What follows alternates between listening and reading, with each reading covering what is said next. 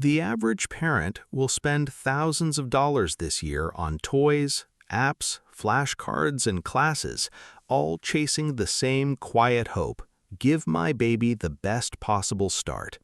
Most of that money buys very little, but there is one habit, completely free, that takes about 5 minutes a day and does more for your baby's developing brain than almost anything you could buy.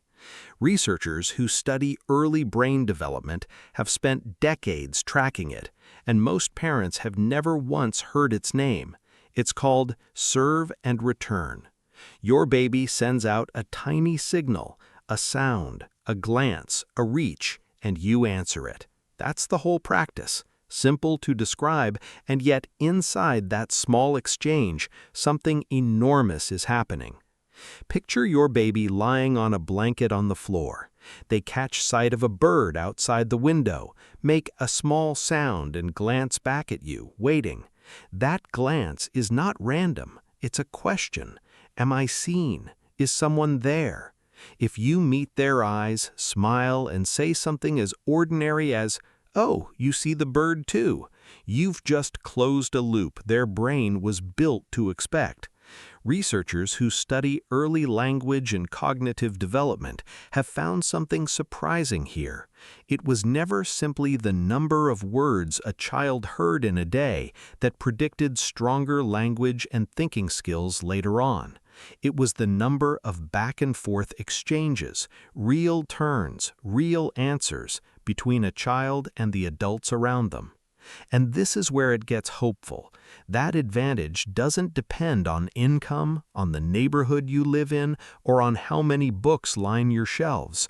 It shows up in every kind of home, in every kind of family, the moment these small exchanges start happening consistently. Which means the most powerful tool for your baby's brain isn't something you need to shop for. It's something you're already capable of doing today, in the next 5 minutes, without spending a single dollar. There's an experiment from the 1970s that shows exactly how much this matters in under 2 minutes. A mother sits facing her baby. She plays, she talks, she answers every little sound and glance her baby sends her way. The baby is lit up, delighted, fully alive in the exchange. Then, on cue, the mother's face goes still. She doesn't leave the room, she doesn't look away, she simply stops responding. At first, the baby doesn't understand. They smile wider, reach out a little further, point at something nearby, trying every signal they know to bring their mother back into the loop. Nothing works. Within moments, the baby's whole body changes. The smile fades, their movements grow frantic.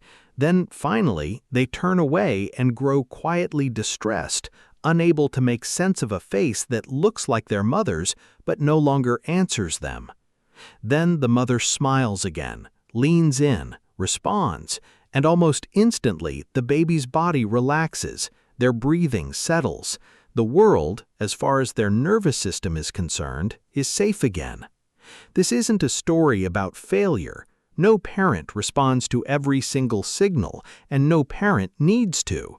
What this shows us is something far more tender: how deeply your baby is wired to expect you, how much of their sense of safety in the world is built not from grand gestures, but from these small, repeated moments of being answered. You don't need to get it right every time, you only need to keep showing up for it, again and again, in the small, ordinary moments of an ordinary day. So how do you actually put this into practice? It comes down to 3 simple steps, and none of them require anything more than attention. First, notice the serve. When your baby makes a sound, points at something, or turns to look at you, that's the signal. It's easy to miss because it happens quickly and quietly, dozens of times a day, often while you're doing something else entirely.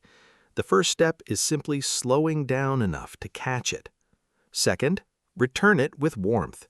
You don't need the perfect words. If your baby's watching the ceiling fan spin, something as ordinary as, "Oh, look at that, it's going round and round," is enough. If they point at the dog, yes, that's Bruno, isn't he silly? Does the job just as well. What matters isn't the sentence. What matters is that your baby feels met, that somewhere inside them a quiet message lands. I see what you see. I'm here with you. Third, leave room for the next serve. After you respond, pause. Let your baby lead the rhythm of the exchange. This is the part most parents skip without realizing it, filling every silence instead of letting your baby send the next signal. But that pause is where the real building happens, in the space between your baby's signal and your response.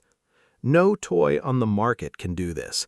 An app can play a sound, but it can't notice what your baby is actually curious about in that exact moment. A flashcard can't lean in and smile when your baby lights up over something unexpected. Even the most expensive, beautifully designed nursery is, from a brain-building standpoint, mostly silence compared to 5 minutes of a real parent who stops, looks, and answers. You are already doing more than you probably give yourself credit for. Every time you catch a glance, answer a sound, or lean in for a small moment, you're not just entertaining your baby, you're telling their nervous system something true over and over. You are safe. You are seen.